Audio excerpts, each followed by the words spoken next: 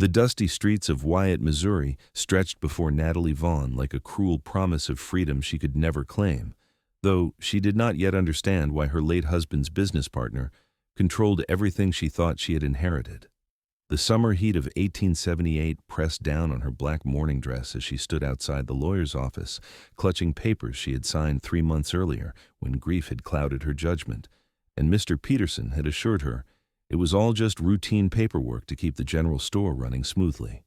Natalie was 23 years old and had been a widow for exactly 92 days.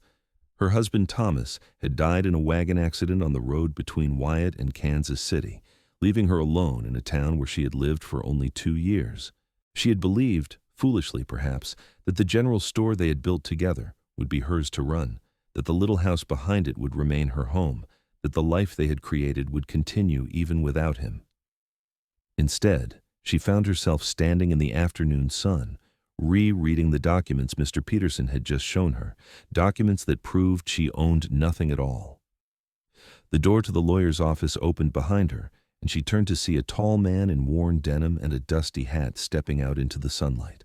He had dark hair that touched his collar and eyes the color of weathered leather, and he moved with the easy confidence of someone who knew exactly who he was and where he belonged.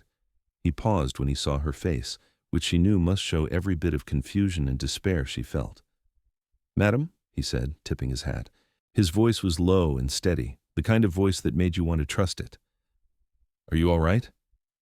Natalie opened her mouth to say yes, to brush him off with the polite lie women were supposed to tell strangers, but something in his direct gaze made her hesitate. "I am not sure," she said instead, surprising herself with the honesty. He glanced at the papers in her hand, then back at her face. "That's George Peterson's office. If you have been dealing with him, I would wager you have got good reason to be unsure." "You know Mr. Peterson?" "Everyone in 3 counties knows George Peterson," the man said, his mouth tightening. "I am Lucas Young. I have a ranch about 10 miles west of here. I came into town today because Peterson has been trying to claim water rights on my land, saying I signed them over to him 5 years ago." He pulled a folded paper from his pocket. "Thing is, I never signed any such document, and I just proved it to Judge Morrison." Natalie's heart began to beat faster.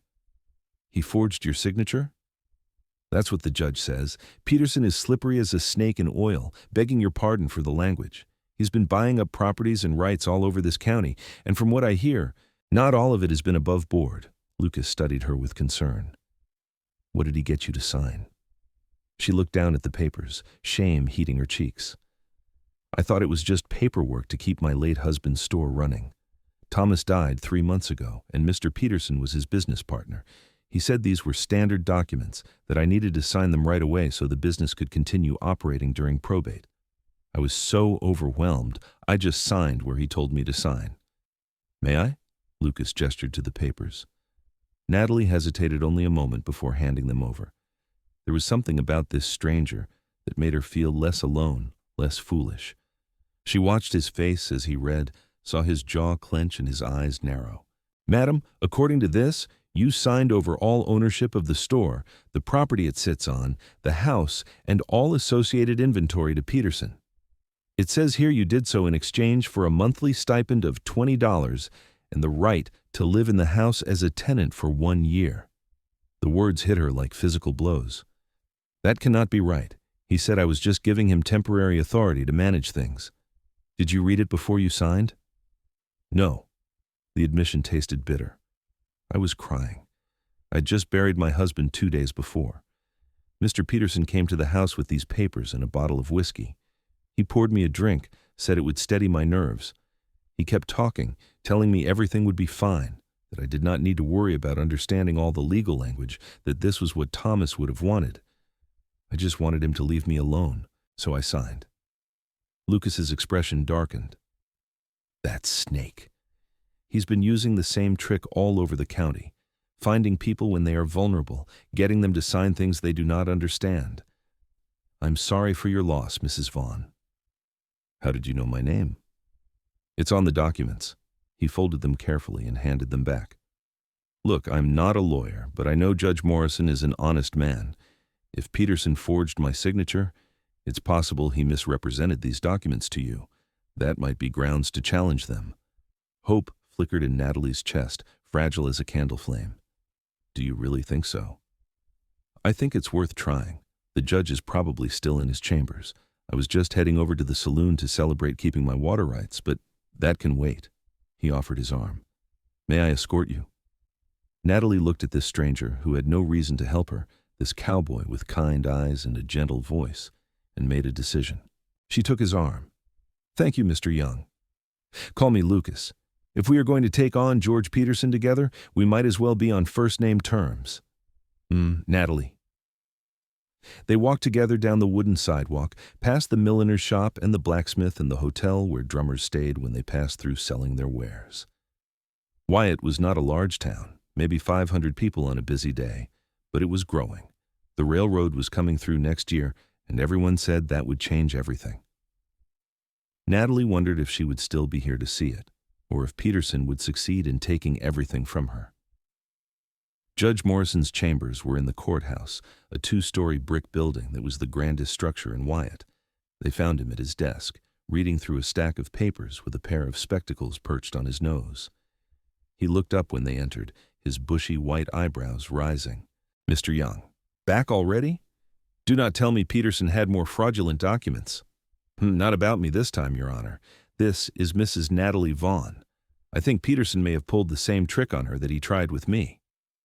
The judge set down his papers and gestured to the chairs opposite his desk. Sit down, both of you. Mrs. Vaughn, I knew your late husband. Thomas was a good man. I was sorry to hear of his passing. Thank you, sir. Natalie sat, suddenly aware of how exhausted she was. She had not been sleeping well since Thomas died, and the stress of the past few hours pressed down on her like a physical weight. Lucas explained the situation while she gathered her thoughts, and she was grateful for his steady presence beside her. When he finished, Judge Morrison held out his hand for the documents. He read them slowly, his frown deepening with each page. Did Mr. Peterson explain what these documents contained before you signed them? The judge asked. He said they were temporary management agreements, that I was giving him authority to handle the business affairs until probate was complete. He never said I was signing over ownership. And you were recently widowed at the time? 2 days. I just buried my husband. The judge removed his spectacles and rubbed his eyes. That man has no shame. Mrs. Vaughn, these documents are legally binding contracts. You signed them of your own free will, even if Peterson misrepresented their contents. However, Missouri law does provide some protection for widows. If it can be proven that Peterson deliberately deceived you during a time of emotional distress, if he took advantage of your vulnerability, we might be able to argue that the contracts were signed under duress and are therefore invalid. How would we prove that? Natalie asked. We would need witnesses, people who saw Peterson's behavior, who can testify about his character and methods. We would need evidence of a pattern of deception. Judge Morrison looked at Lucas. Like the forged documents you just brought me. Lucas leaned forward. Peterson has been operating in this county for 3 years. There must be others he has cheated. If we can find them, get them to come forward, we might be able to build a case. That would take time, the judge said, and money for legal fees. I do not have money, Natalie said quietly. What little Thomas and I had saved, Peterson says belongs to the business now. He says my stipend does not start until next month. I will cover the legal fees, Lucas said immediately. Both Natalie and the judge turned to stare at him. Mr. Young, that is very generous, but you do not even know me, Natalie protested. I know Peterson tried to steal my water rights. I know he is a cheat and a liar, and I know that no woman should be taken advantage of when she is grieving her husband. Lucas's voice was firm. Besides, if we can prove he has been defrauding people all over the county, it helps everyone. Think of it as an investment in justice. Judge Morrison smiled slightly. You are your father's son, Lucas. He would have done the same thing. To Natalie, he said, Lucas's father was one of the first ranchers in this area. He was known for helping his neighbors. He passed away last year. I'm sorry for your loss, Natalie said softly, meeting Lucas's eyes. Thank you. I know what it is like to lose someone. He paused. I lost my mother when I was 18, and my father last spring. So I understand, a little, what you were going through.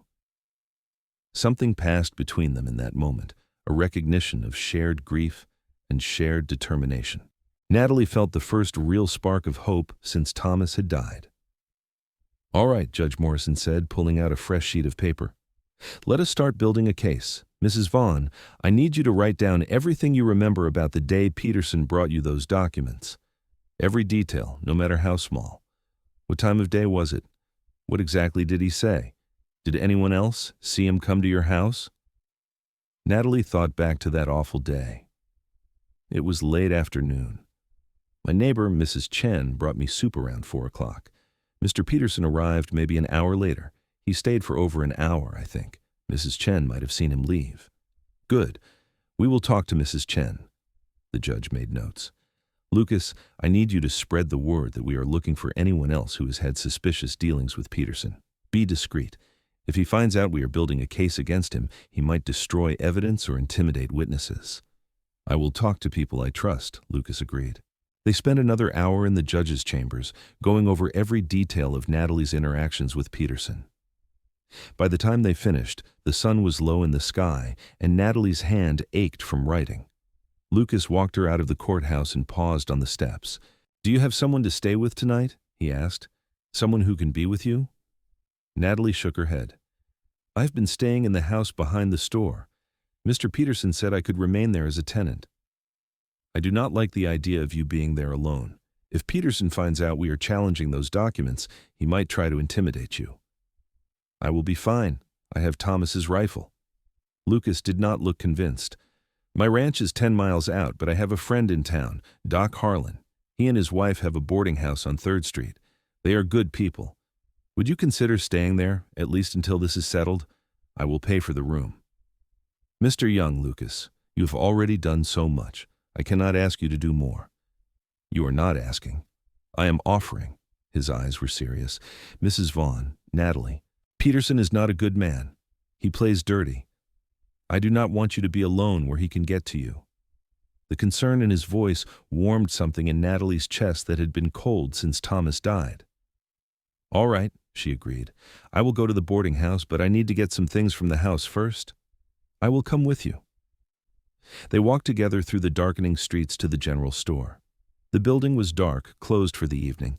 Natalie had a key to the back door that led to the house, a small structure with 4 rooms that she and Thomas had made into a home. It looked different now, emptier somehow, as if Thomas's absence had taken all the warmth from the space. She packed a carpet bag with clothes and personal items while Lucas waited respectfully in the main room. When she emerged, he took the bag from her without a word, and they left together. The boarding house was a neat white building with green shutters. Mrs. Harlan, a plump woman with a kind face, welcomed them warmly. "Lucas Young, as I live and breathe, we have not seen you in town for weeks. And who is this?" "This is Mrs. Natalie Vaughn. She needs a room for a while. She has had some trouble with George Peterson." Mrs. Harlan's expression immediately shifted to sympathetic anger. "That man! He tried to cheat my cousin out of her late husband's farm. Did not succeed, thank the Lord, but it was a near thing." She took Natalie's hands. "You poor dear. Come in, come in. I have a lovely room on the 2nd floor, nice and quiet. Have you eaten? I have stew on the stove." Before Natalie knew what was happening, she was seated at a long table in the boarding house dining room, a bowl of hot stew in front of her and a cup of coffee beside it. Lucas sat across from her, and Mrs. Harlan bustled around them, bringing bread and butter and keeping up a steady stream of comforting chatter. "My husband will be back soon. He's just out on a call. Mrs. Finch's baby is due any day now. You will like Doc. Everyone does. And we have 3 other boarders right now, all very respectable. Mr. Thompson works at the bank and the Moss sisters run the dress shop." Mrs. Harlan paused for breath and really looked at Natalie for the first time. "My dear, you look exhausted. When did you last have a proper night's sleep?" Natalie felt her eyes fill with tears, undone by such simple kindness. "I do not remember." Mrs. Harlan immediately sat down beside her and put an arm around her shoulders. "There now, you just let it out. You have had a terrible time of it, losing your husband and then having that snake Peterson take advantage. But you are safe here, and we are going to help you set things right." Lucas watched this scene with an expression Natalie could not quite read. When she had composed herself and Mrs. Harlan had gone to fetch more coffee, he spoke quietly. "I will come back tomorrow. We will start talking to people, finding witnesses. Judge Morrison will file a motion to freeze Peterson's access to your property until this can be sorted out in court." "Why are you doing this?" Natalie asked. "You do not know me. This is not your fight." Lucas was quiet for a moment, turning his coffee cup in his hands. "My mother died when I was 18. She got sick, and my father did everything he could to save her, but it was not enough. After she was gone, a man came to our ranch. He said my mother had borrowed money from him, that she had signed papers agreeing to use our land as collateral. My father knew it was a lie, but he could not prove it. We almost lost everything fighting that claim in court. What happened? We won eventually, but it cost us most of our savings, and my father never fully recovered from the stress of it. I think it contributed to his death last year. His heart just gave out." Lucas met her eyes. "I know what it is like to watch someone you love be taken advantage of. I know what it is like to feel helpless, so when I see someone like Peterson trying the same tricks on someone else, I cannot just walk away." Natalie reached across the table and covered his hand with hers. "I'm sorry about your parents, and I'm sorry about your husband." His hand turned under hers, his fingers curling around hers for just a moment before he withdrew. "Get some rest. Things will look better in the morning." But things did not look better in the morning.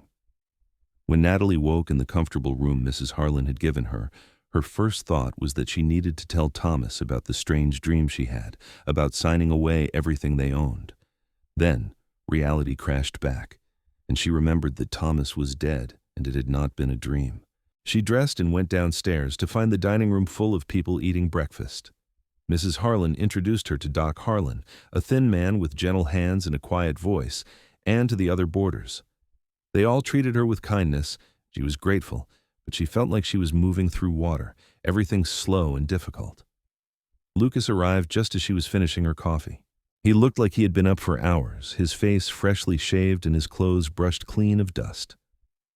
"I've been talking to people," he said without preamble. "We are not the only ones Peterson has cheated. Mrs. Chen, your neighbor, remembers seeing Peterson at your house that day. She said he looked pleased with himself when he left. And I found 3 other people who say Peterson tricked them into signing over property or rights they did not understand they were giving up." Hope flickered again in Natalie's chest. "Will they testify?" "2 of them will. The third is afraid of Peterson. He owns the mortgage on her house, and she is worried he will foreclose if she speaks against him." Lucas's jaw tightened. "But 2 witnesses plus Mrs. Chen plus my forged documents should be enough to establish a pattern." They spent the morning at Judge Morrison's office, giving statements and reviewing documents. By noon, the judge had filed an injunction preventing Peterson from selling or transferring any of the property Natalie had signed over until the case could be heard. By afternoon, word had spread through Wyatt that Mrs. Vaughn was challenging Peterson's claims. Natalie was in the general store, collecting more of her belongings under the watchful eye of Lucas and Doc Harlan, when Peterson himself arrived. He was a middle-aged man with oiled hair and expensive clothes, the kind of man who smiled too much and shook hands too firmly. "Mrs. Vaughn," he said, his voice dripping with false concern, "I heard the most distressing news. Surely there has been some misunderstanding.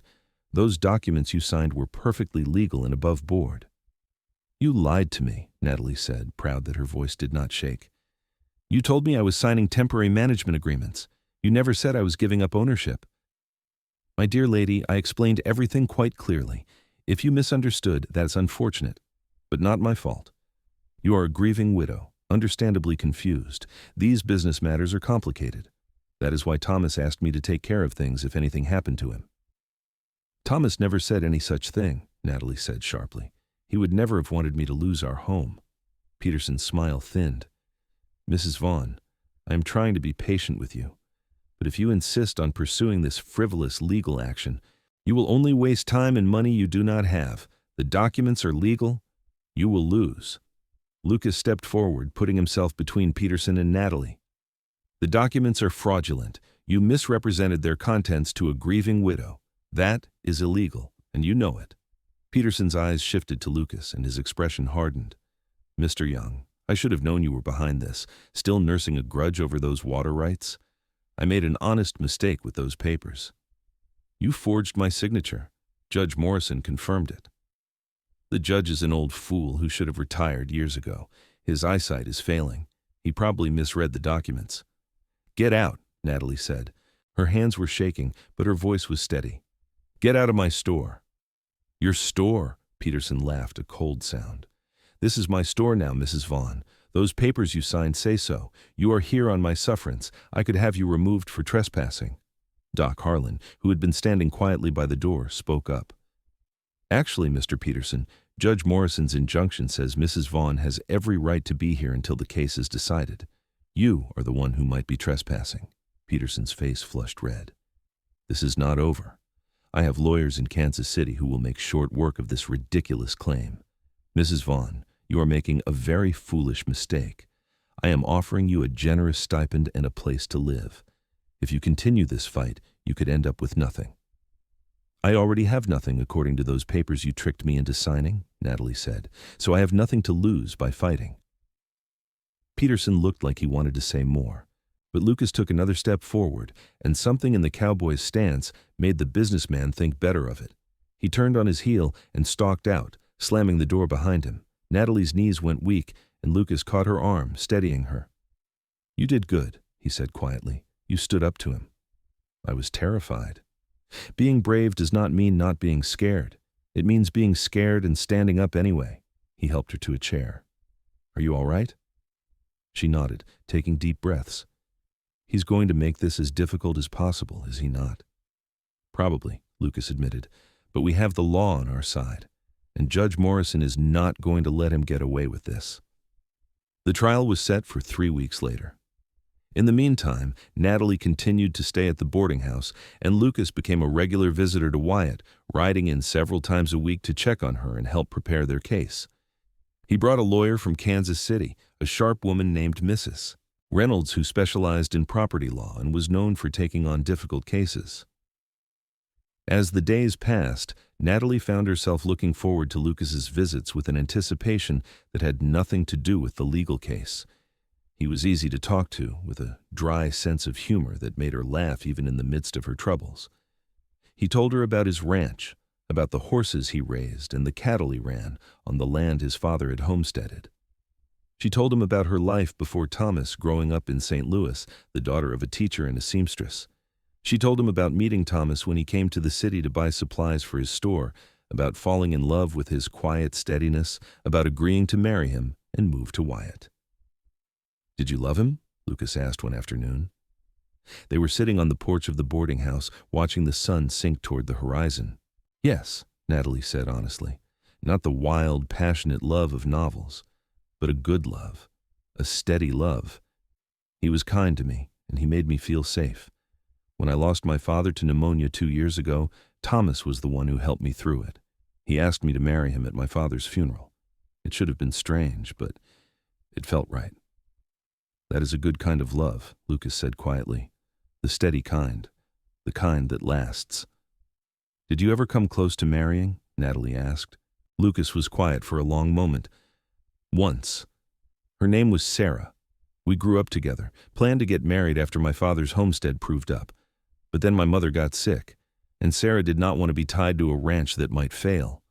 She married a banker from Kansas City instead. I'm sorry. It was for the best. If she could not stand by me when things were hard, she was not the right person. He looked at Natalie. You stood by Thomas. You moved to a new town, helped him build a business. That takes courage. I do not feel very courageous. You are fighting Peterson, are you not? That is courageous. The trial took 2 days. The courtroom was packed with people from Wyatt and the surrounding area, everyone curious to see if the widow Vaughn could beat George Peterson. Mrs. Reynolds presented their case methodically, calling witness after witness. Mrs. Chen testified about seeing Peterson leave Natalie's house the day the documents were signed. The 2 other people Lucas had found testified about Peterson's tricks and deceptions. A handwriting expert examined the forged water rights documents and confirmed they had been altered. Peterson's lawyers argued that Natalie had signed the documents of her own free will, that she was a grown woman responsible for reading what she signed. But Mrs. Reynolds countered with testimony about Natalie's state of mind at the time, about how Peterson had deliberately chosen to approach her when she was most vulnerable, about the pattern of deception he had used against multiple victims. Lucas sat behind Natalie throughout the trial, a steady presence. During breaks, he brought her water and made sure she ate.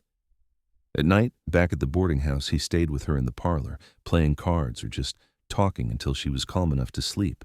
She found herself relying on him more and more, found herself watching the door for his arrival, found herself thinking about him when he was not there.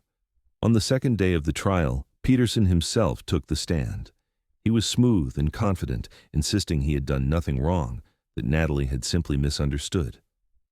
But under Mrs. Reynolds's cross-examination, his composure began to crack. She hammered at him with questions about the other victims, about the forged documents, about why he had gone to Natalie's house just 2 days after her husband's funeral. "Is it your usual practice to visit widows in their homes during their mourning period?" Mrs. Reynolds asked. "I was conducting business." "Could that business not have waited? Could you not have met Mrs. Vaughn at your office in a more formal setting?" "I was trying to be considerate of her grief, meeting her at home where she was comfortable." "Or were you trying to catch her when she was isolated and vulnerable, when she would be most likely to sign whatever you put in front of her?" "Objection!" Peterson's lawyer shouted. "Sustained," Judge Morrison said, "but I will note that the question raises valid points about Mr. Peterson's judgment and intentions." In the end, it took the jury 4 hours to reach a verdict. Natalie stood beside Mrs. Reynolds, her hands clenched as the foreman read the decision. The documents were declared invalid, obtained through fraudulent misrepresentation and undue influence. All property and rights were returned to Natalie. Furthermore, Peterson was ordered to pay damages for his deception and to cover all legal fees. The courtroom erupted in applause.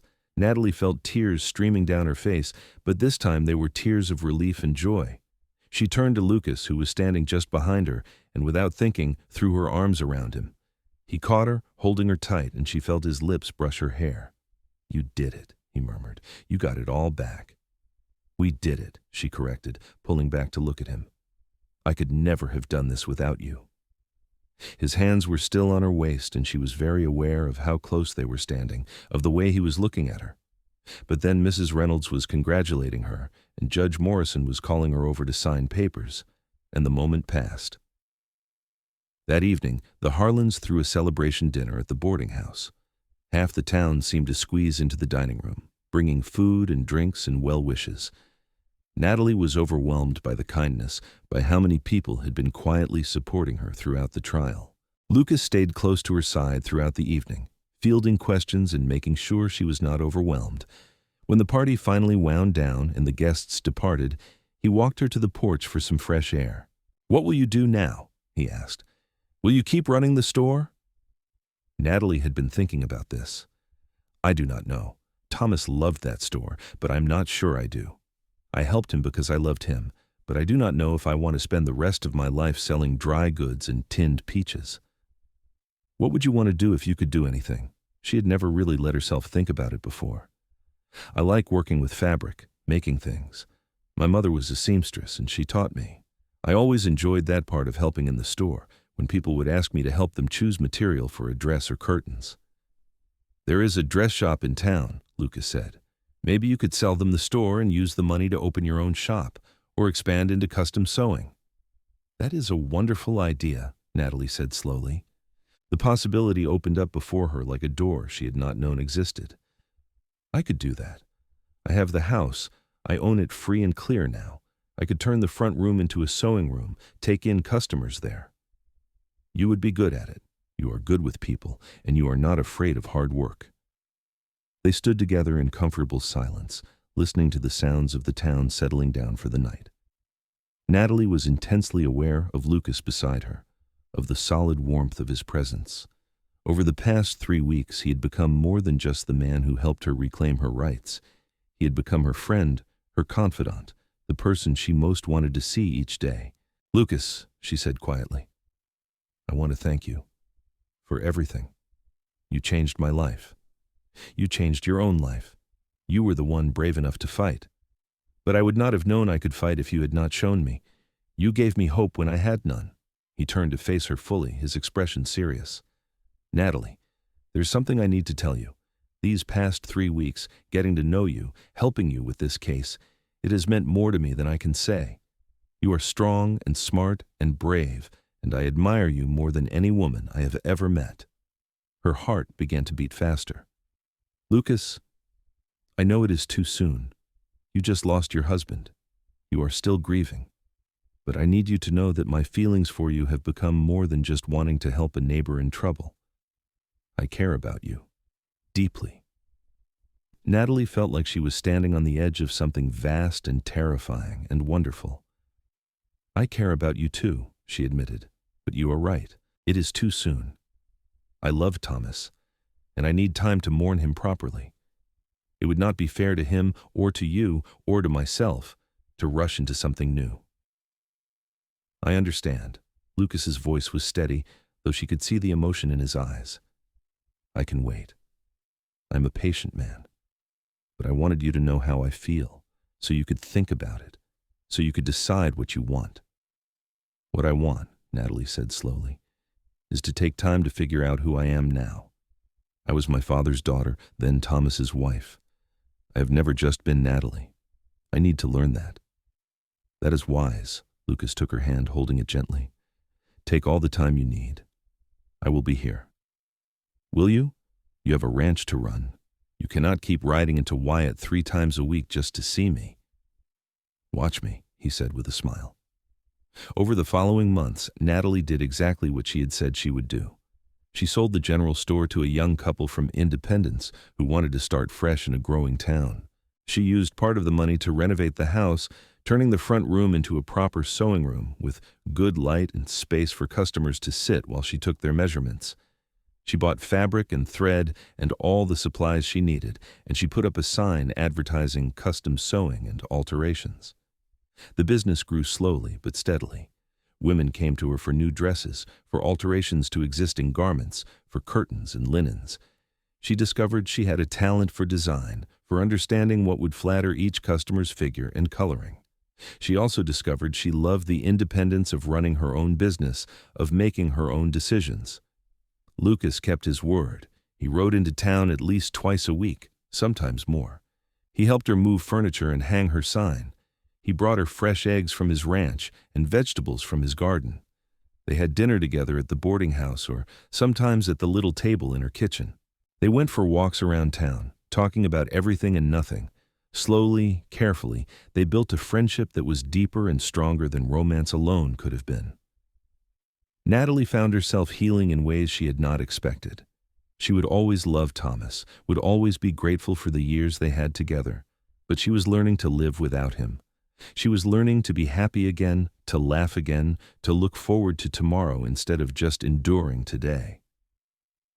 Lucas never pushed, never demanded more than she was ready to give, but she saw the way he looked at her, the tenderness in his eyes when he thought she was not watching, and she felt her own feelings growing, changing from gratitude and friendship into something warmer and deeper. It was late autumn, 6 months after the trial, when things changed. Lucas had ridden into town on a cold November afternoon, but his horse had thrown a shoe, and the blacksmith was backed up with work. Mrs. Harlan invited him to stay for dinner, and afterward, Natalie asked if he would like to see the new curtains she had made for her bedroom. They stood together in the small room, looking at the pale blue fabric she had sewn with tiny white flowers. "They are beautiful," Lucas said. "You have real talent, Natalie." "Thank you." She was very aware of his nearness, of the fact that they were alone in her bedroom. It should have felt scandalous, but instead it felt right. "Natalie," Lucas said quietly, "it has been 6 months. I do not want to rush you, but I need to know. Is there any chance you might come to care for me the way I care for you? Because if there is not, I need to know that too. I need to start figuring out how to move on." She turned to face him, her heart pounding. "Lucas, I already care for you that way. I have for weeks, maybe months. But I've been afraid." "Afraid of what?" "Afraid that it is too soon. Afraid that people will judge me for moving on from Thomas so quickly. Afraid that my feelings for you are somehow a betrayal of what Thomas and I had." Lucas took her hands, his grip warm and steady. "Natalie, Thomas loved you. From everything you have told me about him, he was a good man who wanted you to be happy. Do you really think he would want you to be alone for the rest of your life? No, she admitted. He told me once, when he thought he might die from a fever, that if anything happened to him, he wanted me to find someone else. He said I was too young to be a widow forever. Then honor his memory by being happy, by living fully, by loving again. Lucas lifted her hands to his lips, kissing her knuckles gently. I am not asking you to forget him. I'm just asking you to make room in your heart for me too.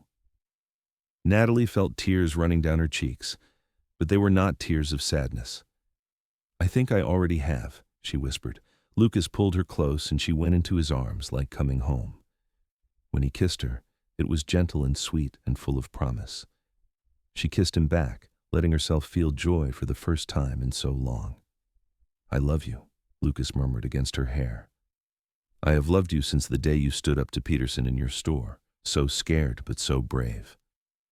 I love you too, Natalie said, and felt the truth of it in every part of her being. It was different from what she had felt for Thomas, more passionate and intense, but no less real.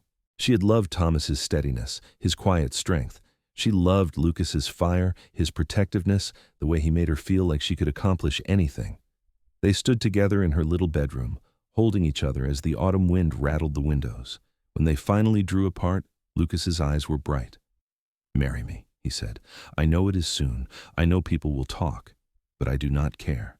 Marry me, Natalie. Come live with me at the ranch. Bring your sewing business, set up a shop there. We can make a life together. Natalie thought about the ranch Lucas had described, the house his father had built with its wide porch and big windows. She thought about waking up beside Lucas every morning, about building something new together. And she thought about the fact that life was short, that you had to grab happiness when you found it. Yes, she said.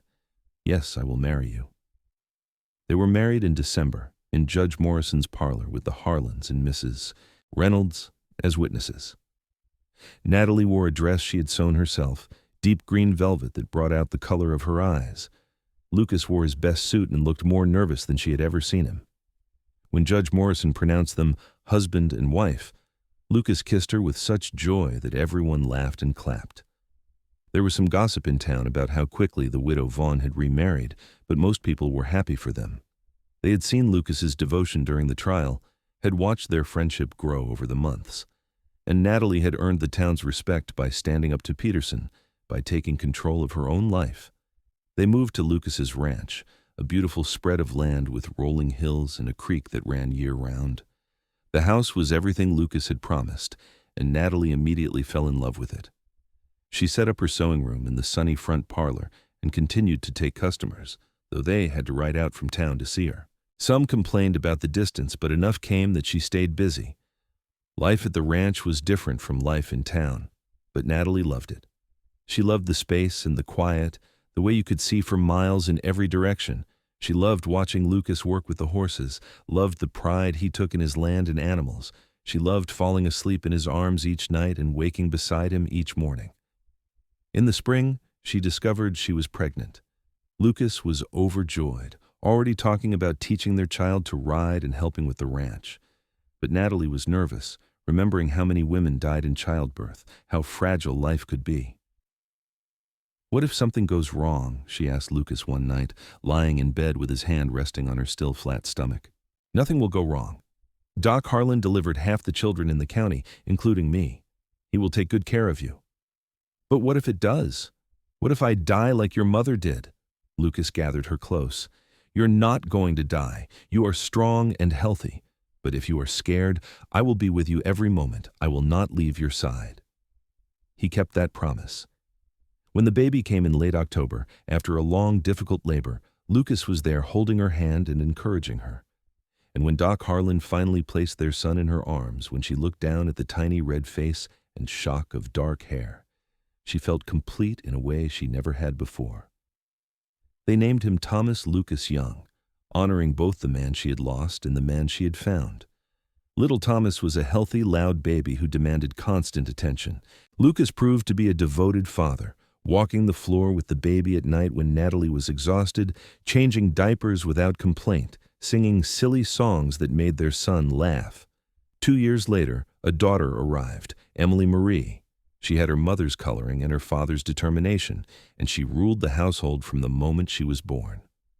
Lucas was completely wrapped around her tiny finger, and Natalie laughed to see her big tough cowboy husband reduced to making silly faces to earn a smile from his daughter. The ranch prospered. Lucas expanded his operation, buying more land and more cattle. Natalie's sewing business grew too. She hired 2 women from town to help with the work, and they turned part of the barn into a proper workshop. She became known throughout the county for her skill and her fair prices, and women came from miles around to commission dresses and linens from her. 5 years after they married, on a warm summer evening, Lucas and Natalie sat on their porch watching Thomas and Emily play in the yard. Thomas was 5 now, already tall and strong like his father. Emily was 3, all energy and laughter. "Do you ever think about that day we met?" Lucas asked, his arm around Natalie's shoulders. "You standing outside Peterson's office looking so lost?" "I think about it often," Natalie admitted. "I think about how close I came to losing everything and how you saved me." "You saved yourself. I just helped you see that you could."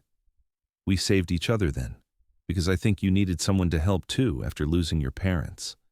Lucas kissed her temple. "I needed you. I just did not know it until I met you." They sat in comfortable silence, watching their children play, listening to the sounds of the ranch settling down for the night.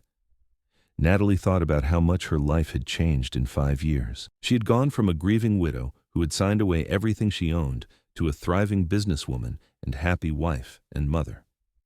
She had learned that she was stronger than she knew, braver than she believed. She had learned that you could love more than once, that second chances were real, that happiness could be found even after loss.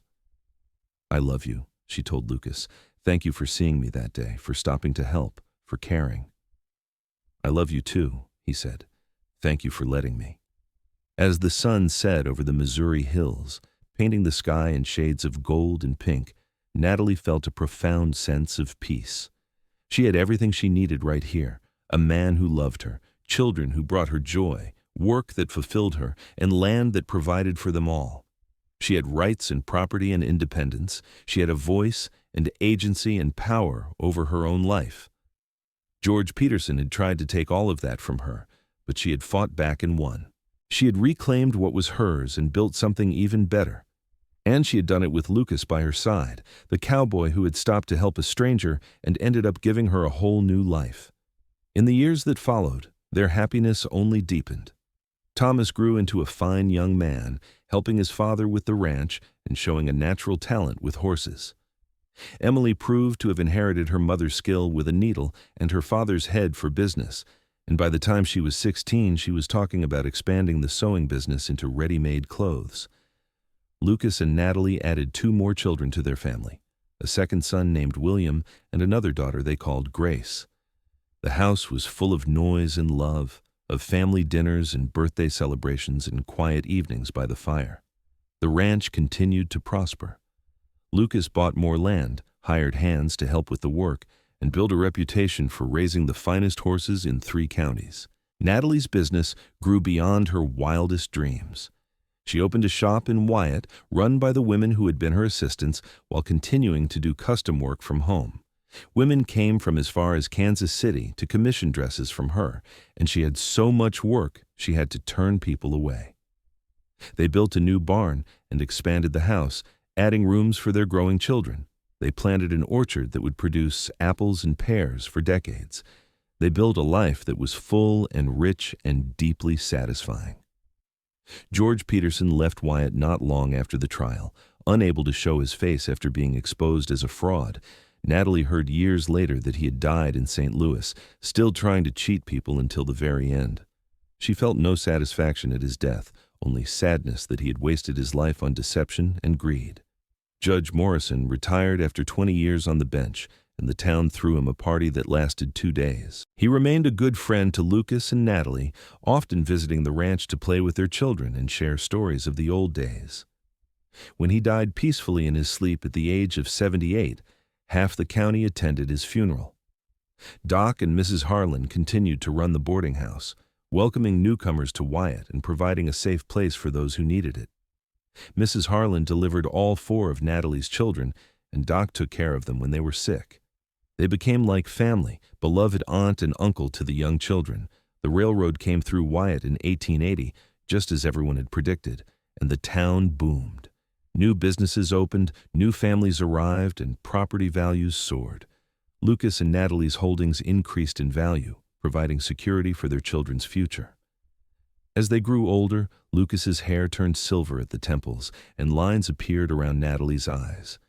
But they were happy lines, earned through laughter and smiles. They had weathered hard times together, droughts that threatened the ranch, illnesses that scared them, the normal challenges of raising 4 children.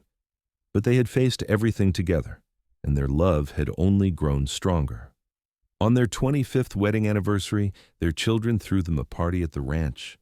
The house and yard were full of people. Their children and their children's sweethearts, neighbors and friends from town, business associates and hired hands. There was music and dancing and more food than anyone could eat. As the party wound down and the last guests departed, Lucas and Natalie found themselves alone on the porch where they had spent so many evenings. Their children were inside cleaning up, their voices and laughter drifting through the open windows. 25 years, Lucas said wonderingly. Where did the time go? Into this, Natalie said, gesturing at the house, the land, the life they had built. Into them. She nodded toward the house where their children were. Into us. I would not change a single moment, Lucas said. Well, maybe I would have punched Peterson in the nose that day at the store. Natalie laughed, the sound rich and warm. You're still holding a grudge after all these years? Always.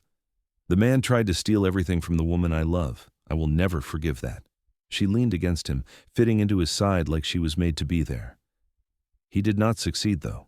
We got it all back, and more than we ever imagined. Because you were brave enough to fight. Because you showed me I could. They sat together watching the stars come out one by one, the same stars they had watched on countless other nights. But these stars shone over a life well lived, a love well earned, a future well secured. Thomas came out to join them, now a young man of 23 with his father's height and his mother's warm eyes. We are heading into town, he said. Emily wants to check on the shop and William and Grace are coming along. Will you be all right here alone? We will be fine, Natalie assured him. We have been taking care of each other for a long time now. After the children left, the ranch fell into quiet. Lucas and Natalie remained on the porch, neither quite ready to go inside yet. Do you remember what you said to me the night I proposed? Lucas asked. You said you needed to figure out who you were, not just as someone's daughter or wife? I remember. Did you? Figure it out, I mean. Natalie thought about the question. I figured out that I am all of those things and more. I am my father's daughter, Thomas's widow, your wife, our children's mother. But I am also Natalie, businesswoman and landowner and survivor. I am the woman who stood up to George Peterson and won. I am the woman who learned she could be strong even when she felt weak. I am all of those things, and they all matter. You are magnificent, Lucas said softly. You always have been. I'm just glad I was there to see it. We saw each other, Natalie corrected. You saw me that day when I felt invisible, and I saw you, the good man underneath the cowboy exterior. We saw each other truly, and that made all the difference. As the night deepened around them, they held each other close. Two people who had found each other at exactly the right moment when both needed hope and help and love. They had built a life together from those fragile beginnings, brick by brick, day by day. They had faced challenges and celebrated victories. They had raised children and built businesses and made a difference in their corner of the world. And through it all, they had loved each other with a depth and constancy that would have seemed impossible on that first day when Lucas had stopped to help a grieving stranger. But love, Natalie had learned, was full of impossible things. It made you braver than you knew you could be. It gave you strength when you thought you had none left. It turned strangers into soulmates and built homes in the most unlikely places.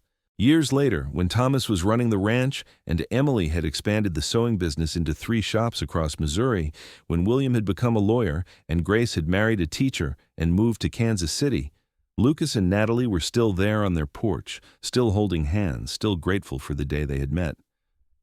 No regrets? Lucas asked one evening, both of them gray-haired now, but still as devoted as ever. Not one, Natalie said firmly. Well, maybe one. What's that? I wish I had kissed you sooner. That first night on the porch at the boarding house, I wanted to kiss you, but I was afraid. Lucas laughed, the sound warm and familiar. I wanted to kiss you too, but I was trying to be a gentleman. You have always been a gentleman. That's one of the many things I love about you. They had grandchildren now, 5 of them, with another on the way. The house that had once been so quiet was full of life again whenever the family gathered. Natalie sewed clothes for her grandchildren, teaching the girls the skills her mother had taught her. Lucas taught the boys to ride and rope, passing on the ranching skills his father had taught him. The world was changing around them. The frontier was taming, the Wild West becoming just the West. Towns were growing into cities, dirt roads becoming proper streets. But some things remained constant: the land, the work, the family, the love. When Lucas died peacefully in his sleep at the age of 76, Natalie held his hand and told him she loved him one last time. She buried him on a hill overlooking the ranch, where he could watch over the land he had loved so much. She mourned him deeply, as she had mourned Thomas all those years ago, but she did not regret a single moment they had shared. She lived another 5 years, continuing to sew even when her hands grew stiff with age, continuing to welcome her children and grandchildren to the home she and Lucas had built together. She told them stories of the old days, of how their grandfather had helped her reclaim her rights when a dishonest man tried to steal everything. She told them about love and courage and standing up for what was right. When her time came, she died surrounded by family, her children holding her hands. And if her last thoughts were of Lucas waiting for her, of reunions and forever after, no one could blame her. She had lived a full life, a good life, a life of love and purpose and meaning. She had started as a grieving widow who had signed away rights she did not know she had, and she had become a legend in her own right, a woman who had fought back and won. The ranch stayed in the family for generations. The sewing business continued under Emily's guidance and eventually her daughter's.